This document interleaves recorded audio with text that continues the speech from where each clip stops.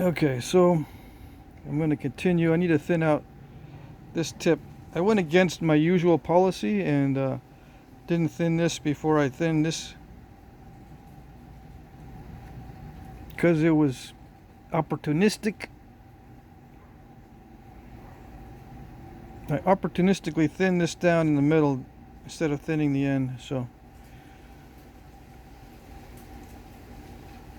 that's why it looks like that.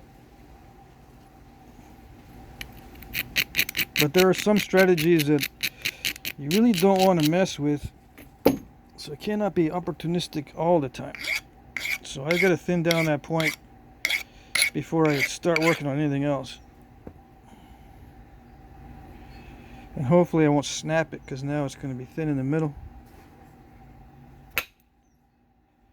Nice fast hard strike.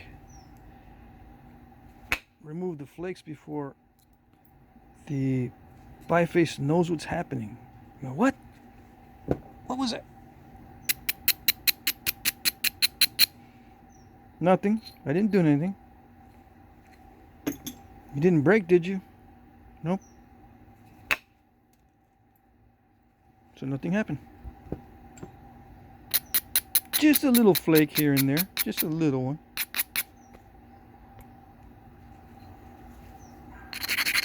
A little one in an extremely important spot. Oh yes. That's what you want with indirect percussion. Just little flakes in extremely important spots without snapping the whole thing. Works very well as a final finish technique. The indirect percussion is invaluable for that. You can use almost any technique to start with, but final finishing requires some finesse. Some things that look impossible to do. How did they do that? Or how did he do that? I don't know, it's some weird physics. I just go with it. I just hold on to the end with nothing out here. I just let the back end just out, be free. I'm hitting the tip and nothing's happening except these nice flakes are being removed. It's amazing. Yep, if you remove the flakes before it knows what's happening, you got no problems. No problems.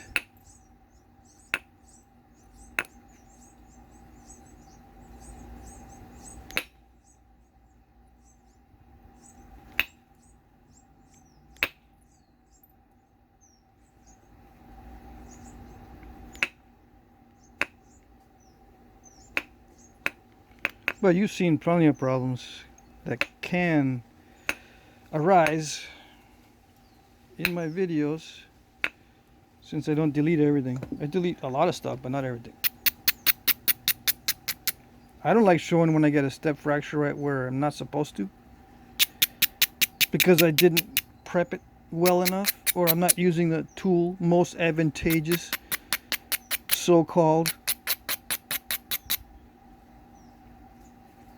Yeah, I'll keep those up. And yeah, I don't disagree. Probably is a tool that would have been more advantageous, or I could have sharpened the one I'm using better, or switched it out for maybe a different size. Yeah. I don't disagree with any of that stuff.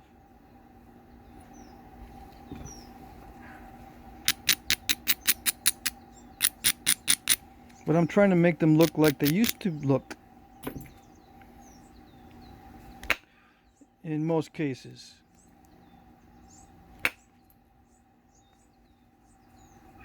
And they used to look like that too. They would get step fractures like that. Why don't I leave that in? Well, there is a limit to how much I can tolerate.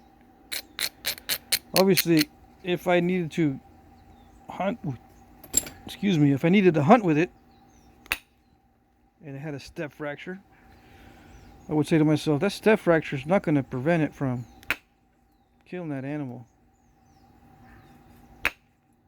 So, just leave it in. Now, step fracture might make it harder to skin an animal because you're bumping up against that step fracture. Or whatever. Maybe not skinning, but some other butchering operation may be more difficult with step fractures all in your blade. But it's not going to be that much more difficult. The only thing I can think of is that it collects dirt. You know, you don't want dirt on your blade. You try to wash your blade.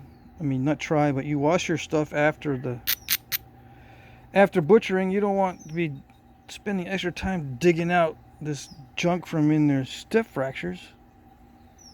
So maybe it's just done for the purpose of keeping the tool clean.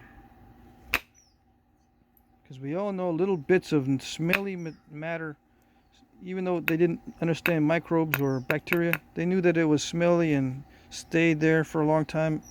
You get sick from it.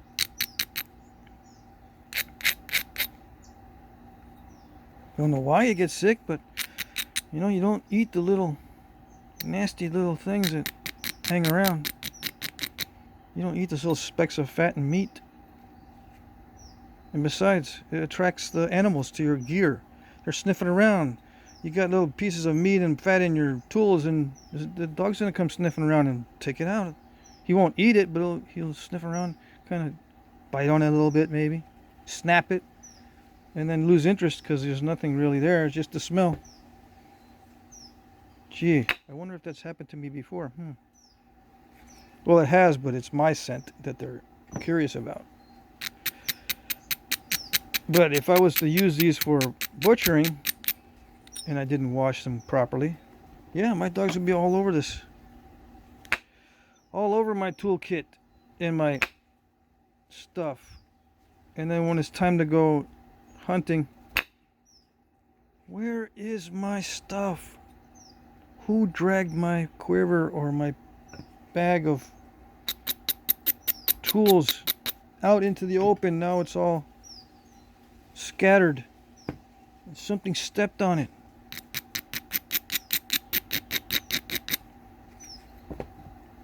Someone or something stepped on my stuff.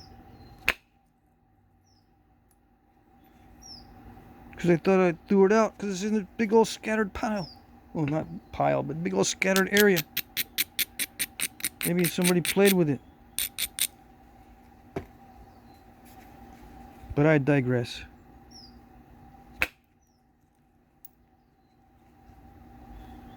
I'm digressing. Don't talk about the cultural aspects of flint knapping. That doesn't have any effect on it. Don't you know? Don't you know that culture is secondary? It has no effect on this stuff. Culture affects step fractures. How ridiculous. You'll get that sometimes.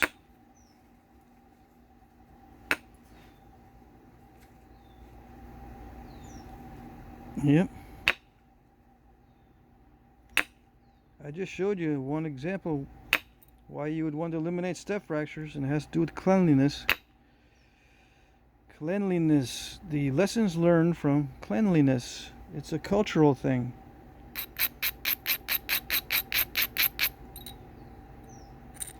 Because if you had to learn it the hard way, you'd be dead. Oh yeah, I died, and the reason why I died is because I ate something after cutting it with a knife that was all smelly. I should have known better. I'll know better next time. Well, there's no next time. Someone has to tell you, wash that stupid thing. Yeah, wash it. Really? Yeah, don't make it so that it collects junk. Oh yeah, okay. Okay, I believe you. I don't know why. Yeah, okay, I'll do it.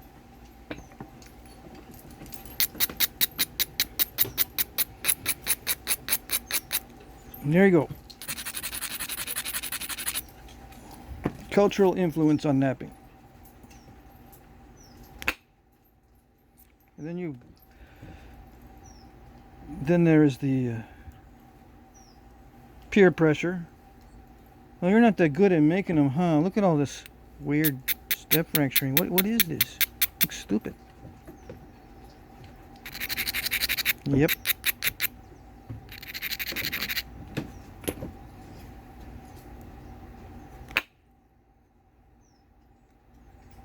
And you say, you know, you're right. You're right. It does look stupid.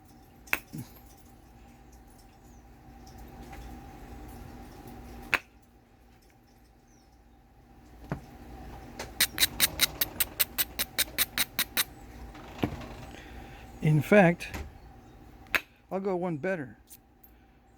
Not only will I not have any step fractures, but I will make it so unstupid looking that I'll make a lot of regular nice ribbon flakes. How's that?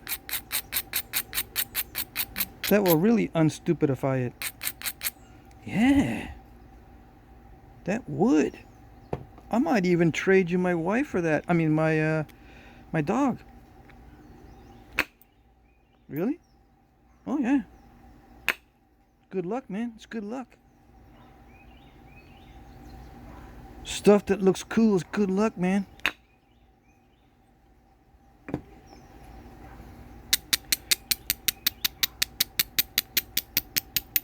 So there you go. Cultural influence on flaking. Guy would want to trade his dog for the cool looking tool for good luck.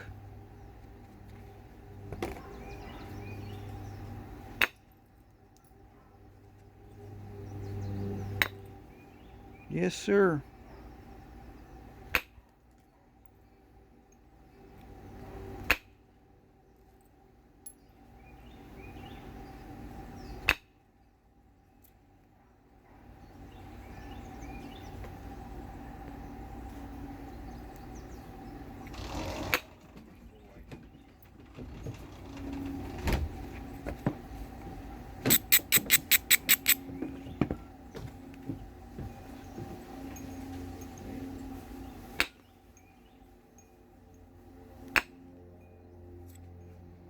Yeah, we don't concern ourselves with good luck as much these days.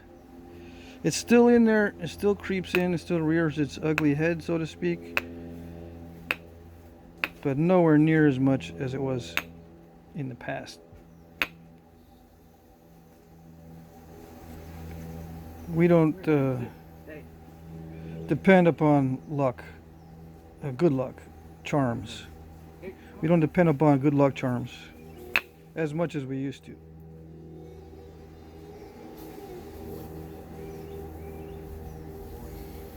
Now there's a spot here in the middle that I don't like that much, but I'm going to not mess with it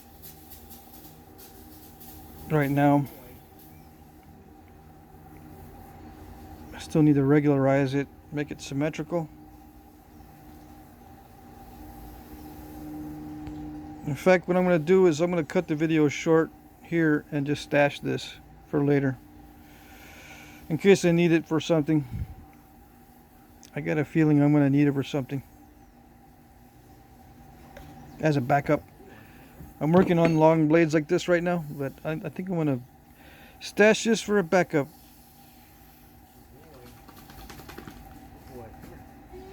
And it helps to have a nice consistent material without cracks to do this with, because if it had a crack anywhere on there, it probably would have snapped already. Yeah, I took off way too much on this particular strike, although it probably felt really good to remove whatever it was there that I was trying to remove. After I regularize it, I can see where I'm at, but I'll do that off camera since I really don't want to break this. I really don't. Okay, see you in the next video.